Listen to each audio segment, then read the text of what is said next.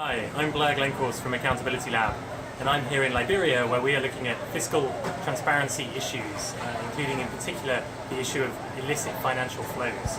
Illicit financial flows are flows of money that are earned, that are transferred, that are used illegally or illicitly, and it's a huge problem here in Liberia and all over Africa. Recently, Global Witness produced a report that indicated that the logging sector alone in Liberia owes the government about $25 million as a result of illicit financial flows. And these are flows that can happen through trade mispricing, transfer pricing, and outright fraud and corruption. And this is a huge problem all over Africa. It costs as much as $70 billion a year. And these flows are facilitated by the companies, the financial institutions, and the individuals based in the West who allow all of this to happen. And the problem is, in places like this, that governments don't have the kind of support and capacity that they need to deal with these issues. They don't have personal identification systems, for example, to understand who owns companies. They don't have enough tax inspectors. They don't have the systems in place, like financial intelligence units, to investigate these sorts of crimes. And this money is money that should be spent on education, on healthcare, on improving the lives of citizens.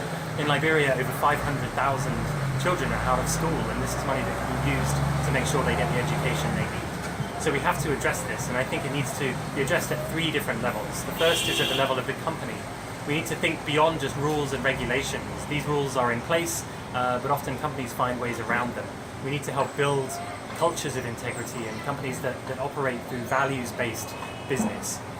Secondly, at the country level, we need to help governments like that of Liberia develop their ability to track and monitor and enforce laws around illicit financial flows. There's an organization called Tax Inspectors Without Borders, for example, that helps build capacity in this respect in really interesting and positive ways. And finally, at the international level, we need to move from rhetoric to action.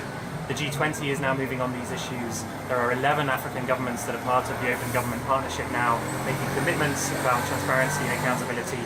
And after the Anti-Corruption Summit in London last year, there's a number of different initiatives underway on issues like beneficial ownership. So there's a lot more to do. As people here say, progress is small, but we have to make more, because otherwise we're not going to create the development outcomes that we need.